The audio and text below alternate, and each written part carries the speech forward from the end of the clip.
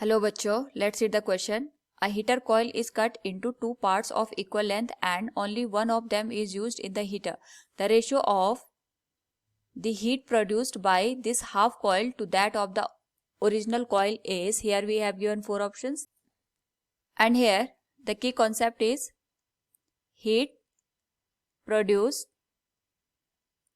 in electrical circuit. तो due to the flow of electricity हमारे पास यहाँ पे जो इलेक्ट्रिकल सर्किट होते हैं उनमें हीट प्रोड्यूस होती है.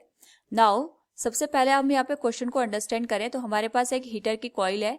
Suppose it is the coil of the heater और इसकी जो लेंथ है हमारे पास ये L के बराबर दे रखी है. इसका जो यहाँ पे रजिस्टिविटी है इसको हम यहाँ पे रो कंसिडर करते हैं और cross sectional area for this particular wire it is given as A. तो यहां से अगर हम बात करें इसके रेजिस्टेंस की तो ये हो जाएगा R will be equal to rho into length of the wire divided by cross sectional area. यहां पे अगर हम इसके करस्पॉन्डिंग पोटेंशियल अप्लाई करते हैं that is of the V, उसके करस्पॉन्डिंग यहाँ पे इलेक्ट्रिक करंट फ्लो होगी और यहाँ पे जो वायर है इसमें यहाँ पे हीट प्रोड्यूस होगी एट पर्टिकुलर टाइम T. तो जो हीट प्रोड्यूस्ड है इन द ओरिजिनल कंडीशन अगर हम इसको यहाँ पे H1 का नाम देते हैं it will be written as V square divided by R into T.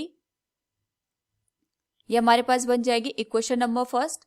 Now यहाँ पे अब हमने इस वायर को दो पार्ट में डिवाइड कर दिया और दो पार्ट में डिवाइड करने के बाद सेम कंडीशन में हमने यहाँ पे पोटेंशियल अप्लाई किया है that is of the V.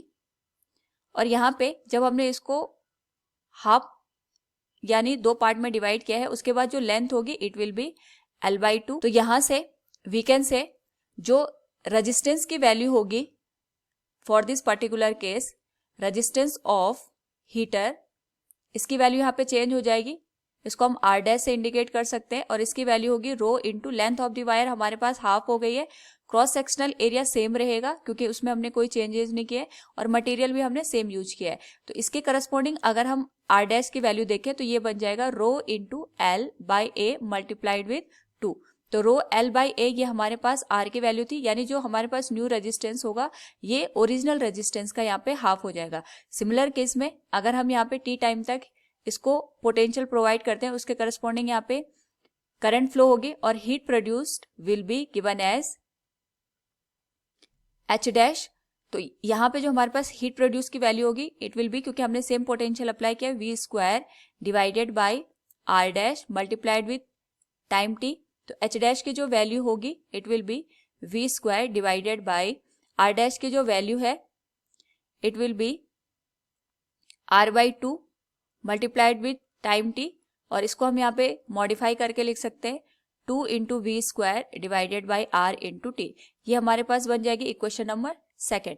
Now हमें क्वेश्चन में पूछा है the ratio of heat produced by this half coil to that by the original coil is, यानी हमें यहाँ पे जो H' है और जो हमारे पास यहाँ पे H1 है इनका रेशियो फाइंड आउट करना है. तो जो H' की वैल्यू है it is 2 into V square divided by R multiplied with T और ये होल वैल्यू यहाँ पे डिवाइड हो जाएगी H1 से that will be V square by R multiplied with time T. तो सेम वैल्यू यहाँ पे कैंसिल आउट हो जाएंगे तो जो हमारे पास रेशियो बनेगा इट विल बी 2:1.